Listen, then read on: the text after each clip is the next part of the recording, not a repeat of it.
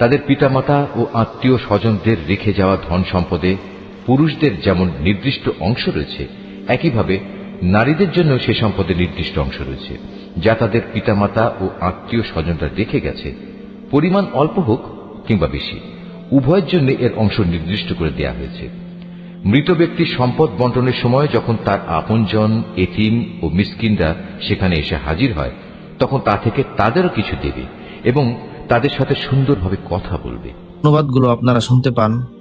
ওই সহজ সরল বাংলা অনুবাদ কোরআন মাজিদটি যদি আপনারা সংগ্রহ করতে চান, তাহলে শরীফুল আর্ট অফ নেচার পেজে মেসেজ করুন অথবা স্ক্রিনে দেওয়া নম্বরে হোয়াটসঅ্যাপে যোগাযোগ করুন।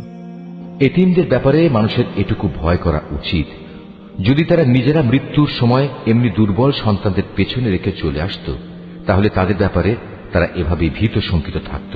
অতএব তাদের ব্যাপারে আল্লাহকে ভয় করে চলা এবং এদের সাথে হামেশাই ন্যায় ইনসাফের কথাবার্তা বলা উচিত।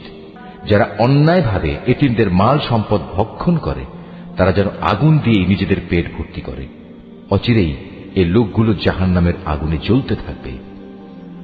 আল্লাহ তাআলা তোমাদের উত্তরাধিকারে সন্তানদের সম্পর্কে এ মর্মে তোমাদের জন্য এ বিধান জারি করেছেন যে এক ছেলের অংশ হবে 2 কন্যা সন্তানের মতো। কিন্তু উত্তরাধিকারী কন্যারা যদি 2-এর বেশি হয়, তাহলে তাদের জন্য থাকবে রেখে যাওয়া সম্পত্তির 2/3, আর সে কন্যা সন্তান যদি একজন হয়, তাহলে তার অংশ হবে পরিত্যক্ত সম্পত্তির অর্ধেক।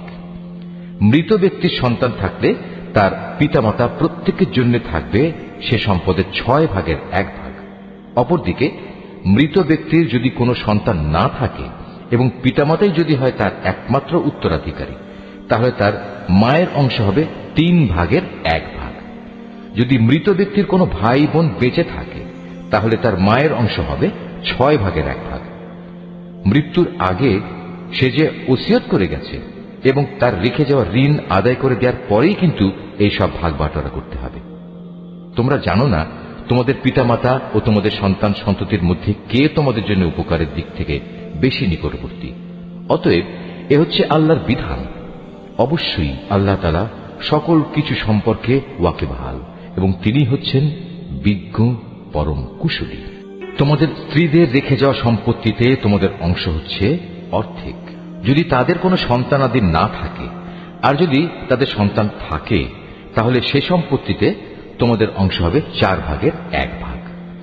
তারা যে ওসিয়ত করে গেছে কিংবা তাদের ঋণ পরিশোধ করার পরেই কিন্তু তোমরা এই অংশ পাবে। তোমাদের স্ত্রীদের জন্য থাকবে তোমাদের রেখে যাওয়া সম্পত্তির 1/4, যদি তোমাদের কোনো সন্তান না থাকে।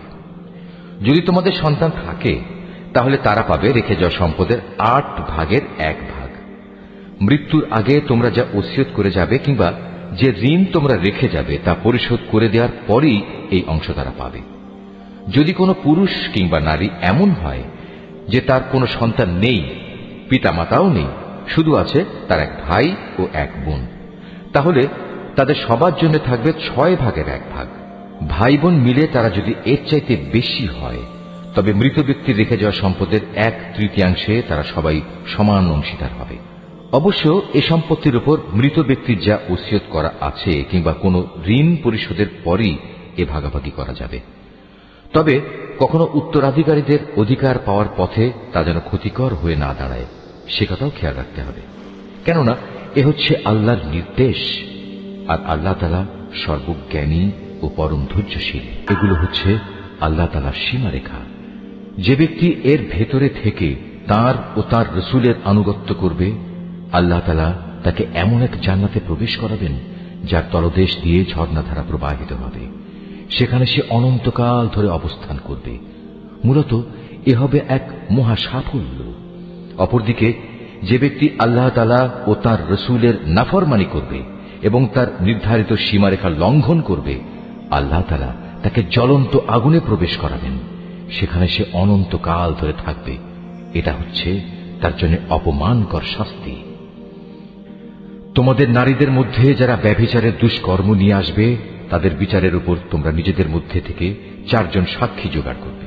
অতঃপর সে 4 জন লোক যদি ইতিবাচক সাক্ষ্য প্রদান করে, তাহলে সে নারীদের তোমরা ঘরের ভেতর অবরুদ্ধ করে রাখবে, যতদিন না মৃত্যু এসে তাদের সমাপ্তি ঘটিয়ে দেয়। অথবা আল্লাহ তাআলা তাদের জন্য অন্য কোনো ব্যবস্থা না করেন। আর তোমাদের মধ্যে যে দুজন নরনারী এ ব্যভিচারের কাজ করবে তাদের দুজনকেই তোমরা শাস্তি দেবে। হ্যাঁ, তারা যদি তওবা করে এবং নিজেদের সংশোধন করে নেয় তাহলে তাদের শাস্তি দেয়া থেকে তোমরা সরে দাঁড়াও। অবশ্যই আল্লাহ তাআলা তওবা কবুলকারী এবং পরম দয়ালু। আল্লাহ তাআলার উপর শুধু তাদের তওবাই কবুলযোগ্য হবে যারা ভুলবশত গুনাহের কাজ করে, অতঃপর জানা মাত্রই তারা দ্রুত তা থেকে ফিরে আসে।